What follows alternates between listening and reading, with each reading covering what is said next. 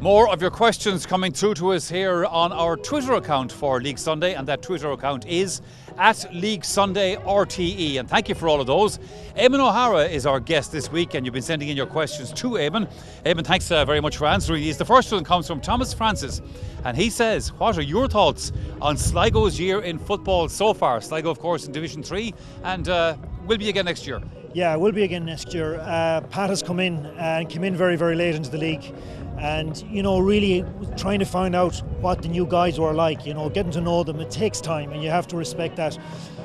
They got 5 points last year. They've got 6 points this year. They've done reasonably well. They've maintained their Division 3 status. Success is measured differently. I'd have a different opinion of success, and somebody else might measure it a little bit differently. I think for us to progress and for us to compete at Connacht level and winning Connacht titles, we need to be in Division 2. So next year is a target to try and get promotion like what Roscommon and Cavan did this year. There was a time there, Eamonn, that team that you played on when things were going particularly well. I mean, we were seeing Sligo in big matches in Croke Park, which was fantastic to see at the time. I suppose for the county it's difficult to keep that up. It is. We've got a limited pick. The funny thing about it, Pat actually tried about 30 guys this year in the league, so he has picked a number of fellas. Back then, we had a core group of 20-25 guys that really committed to it. Peter Ford was in charge at the time, and we pushed the likes of Armagh, who subsequently went on to win the All-Ireland. We pushed them hard, but we were close, but not there. Then when things started changing and lads get a little bit older, start retiring and injuries, we were really flittered when it came down to actual having replacements. We didn't have those replacements, and we suffered. So we'll always have a good year, and they'll always be probably followed up by a probably weaker year. All right, Eamonn, let's move the discussion on to a broader issue. And this comes from Rob Russell. And this is an issue now we've heard down through the year several times, but it's still a very relevant question. Should there be a limit to the amount of hand passes before you give a kick pass? It's a good question, and there's a lot of tinkering being done at the rules at the present moment. I was just thinking there about 20 years ago, Michael, about 98, 99, I just can't remember what it was. There was a trial done with a number of the rules, and there was a hand pass. Anytime you received a hand pass, you had to give a foot pass, or if you received a foot pass, you had to give a hand pass. That was trial, but it was very, very difficult to officiate. Referees struggled big time with that. So I would say it could be looked at. Has the league been better this year with the new black card and that? Yeah. Definitely does improve in terms of scoring, but in terms of defending, definitely not.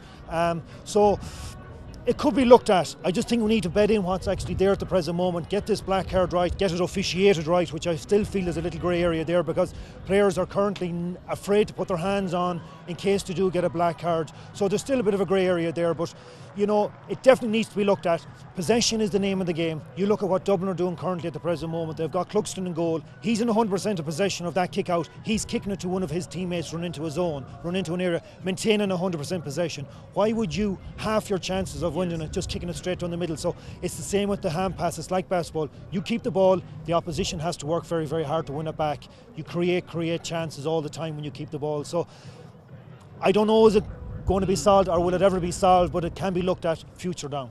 All right, Eamonn, one last one for you, and this one comes from Rory, and Rory contacts us all the way from San Francisco, and it's nice to hear from San Francisco. I hope the weather is nice and pleasant for you on the west coast of America, and I'm sure it's more pleasant the west coast of Ireland on this particular day anyway. Rory wants to know, and this is a kind of a loaded question from 6,000 miles away, Rory wants to know, what Connacht County would you not like to manage?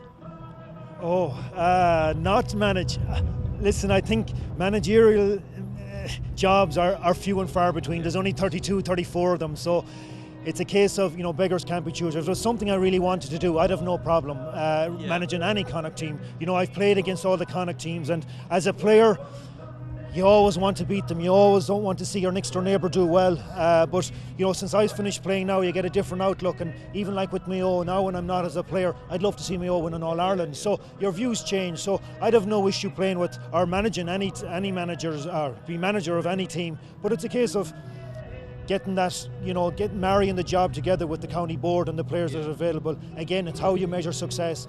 Every county will have ambitions, and if your ambition matches what the county is doing, well, I'd have no harm in working with anyone like that. So, to answer that question, I've a grow for every county in Connacht.